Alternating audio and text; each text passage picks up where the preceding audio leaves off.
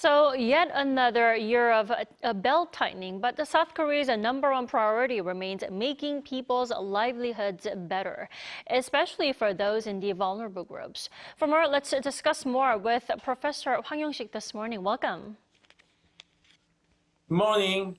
So, President Yoon vowed to uphold fiscal prudence while prioritizing the welfare of vulnerable groups as well as boosting the economic growth. Let's talk about that first. Yes, this year's budget spending, next year, 2025, is mostly on the so-called social minority groups, disabled, single-parent families, small business owners, and the areas of R&D. So generally, it covers most of the weak links in our society. But the serious problem in our society mostly is on the small business. Recently, after the COVID-19, many small business owners are having hard time.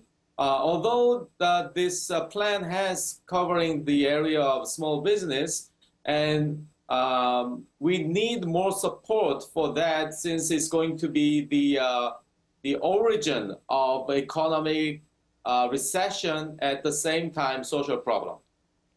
Professor Hwang, let's also talk about jobs. The proportion of jobs taken by people aged 60 and above reached an all-time high this year, all because of the aging society. Now, still, the government is supplying a record 1.1 million jobs for seniors next year.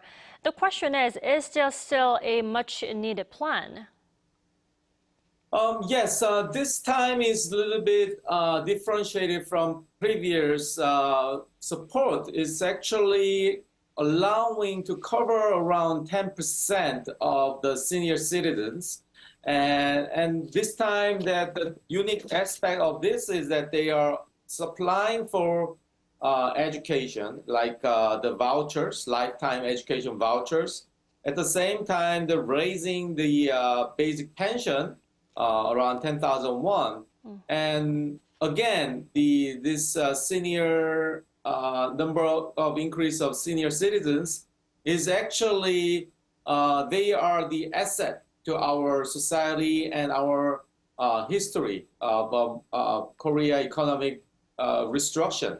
So I assume among these senior citizens, there are many specialized well-educated citizens. So we need to utilize, our society need to utilize them to be in the like mentoring services and the areas of specialized industry that we need to actually supply them to economy. They are still healthy enough to work. Well, that's an interesting point, Professor Hwang. But at the same time, the employment rate for members of the younger generations, especially those between 15 and 29 years old, has been on a downward trend here in the country.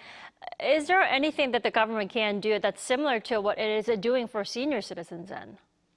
That's right. So it's hard to achieve to catch the bird with the stone. So it's actually what we need to do is, rather than just supporting these youngsters, we need to actually tailor them to educate. So the budget is actually most geared towards education, like career exploration, job search, and how the university graduates are throughout their process of freshman to senior grade, the government, especially Department of Education, is helping them to have a career plan from the freshman stage to the graduation stage.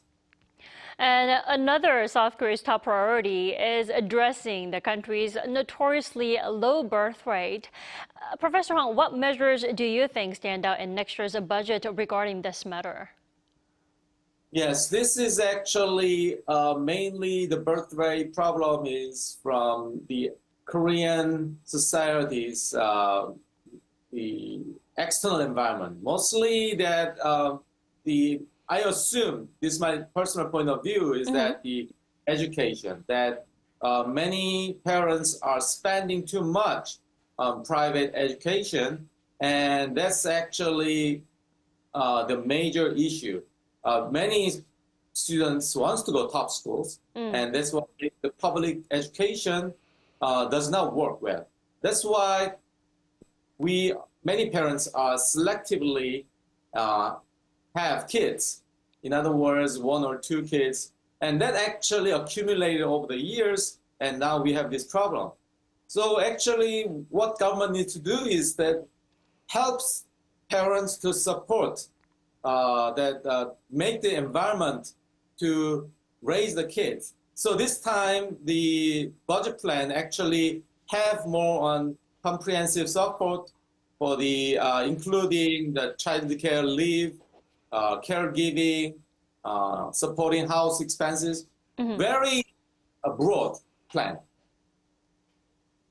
Well, Professor Hwang, before I let you go, isn't the government also making quite an investment in R&D and advanced industries? I mean, a record amount for next year, which is a sharp turnaround from this year's notable cuts in research and development. Yes, this is the most interesting part since I'm in the college, university. And the last year we found that actually this year, huge R&D cuts. And looks like this time there was an increase in R&D overall compared to last year, but still is shorter than the earlier years. But what we can tell from this year's plan is that government is actually more focusing on supporting the game changer industry like AI, semiconductors, biotech, robotics, quantum technology. So government's position is that they want to selectively support on the major areas of industry where Korea has more advantages over other nations. And also we still need to develop in these areas. So I can tell from that, from last year, there's an increased budget, but still we need more increase. Alrighty, Professor Hwang, thank you so much for your time and your insight this morning. We appreciate it. Thank you.